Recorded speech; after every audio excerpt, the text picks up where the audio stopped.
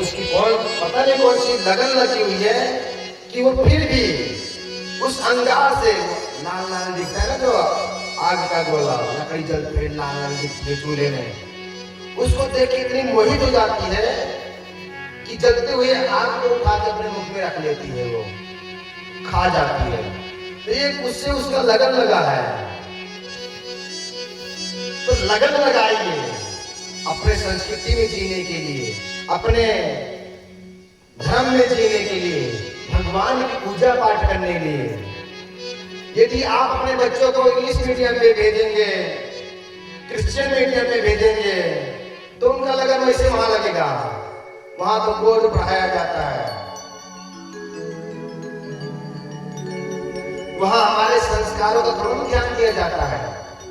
वो क्रिश्चियन लोग होते हैं इसलिए वो अपने संस्कारों को वहां बल देते हैं, किसके अंदर हमारे संस्कार भरे हैं, माइंड वॉश करते हैं। और फिर बच्चा बोलते हैं संगत से गुड़ आए, संगत से गुड़ जाए। उन क्रिश्चियनों के साथ करते करते करते करते जब वो 15-16 साल का हो जाता है, उसके अंदर भी क्रिश्चियन आ जाती है, वो भी इस समस्या को फॉलो करने लग जाता है। फिर अपने ही धर्म में, अपने ही त्योहारों में, अपने ही संस्कारों में, नियमों में कमी निकालने लग जाता है। देखो, यदि आपके अंदर ज्ञान नहीं है तो ज्ञान प्राप्त करने के लिए सवाल करना अच्छी बात है, परंतु कमी निकालना ये बुरी बात है। तर्क करना ठीक है, पर कुतर्क जो है विनाशकारी होती है।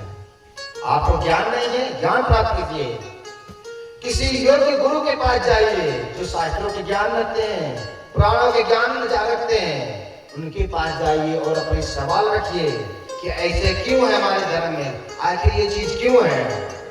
यदि वहां नहीं जा सकते, किसी पे विश्वास नहीं कर सकते, तो कहीं कथा होती है तो वहां जरूर जाइए।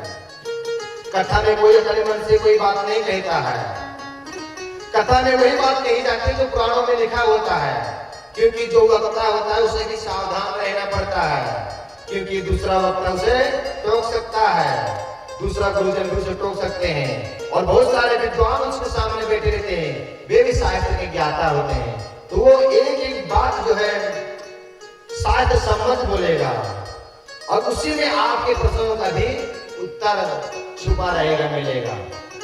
तो इसीलिए अपने बच्चों को कथा में लाइए, उनके अंदर जो प्रश्न उत्पन्न हो रहे हैं, शंकाएं उत्पन्न हो रही हैं, उन कथा सुन के उन प्रश्नों का समाधान मिलेगा और धीरे धीरे संस्कार जागेगा, लगन लगेगी अपने संस्कृति में जीने के लिए, पूजा पाठ करने के लिए।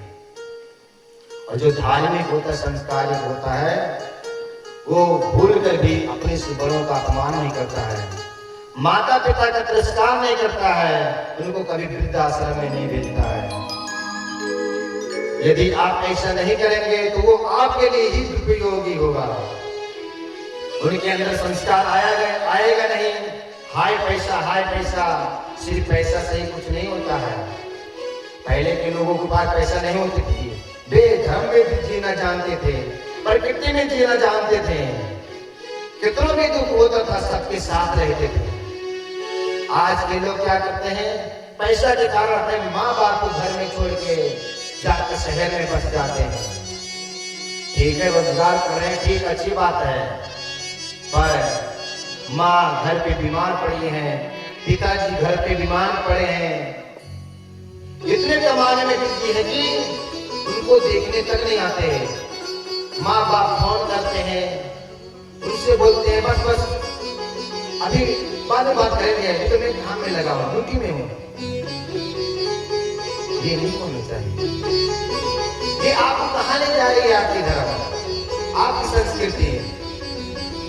वापस आइए। यदि आप ऐसा करेंगे तो आगे चल के आप भी बुजुर्ग होंगे, आपके बच्चे वही संस्कार सीखेंगे, वो भी ऐसे ही करेंगे। इसीलिए कितने भी ये बड़ा आप काम कर रहे हैं, मातृदेवो भव, पितृदेवो भव, माता पिता से बड़ा इस संसार में कोई नहीं है। महीने में उनके लिए कम से कम 1 दिन 2 दिन निकाल के आइए, उनके हाल खबर लीजिए, उनकी देखभाल कीजिए। महीने में नहीं तो 2-4 महीने में, साल भर में जरूर उनके पास आइए, 1-2 महीना बिताइए, छुट्टी लेके आइए।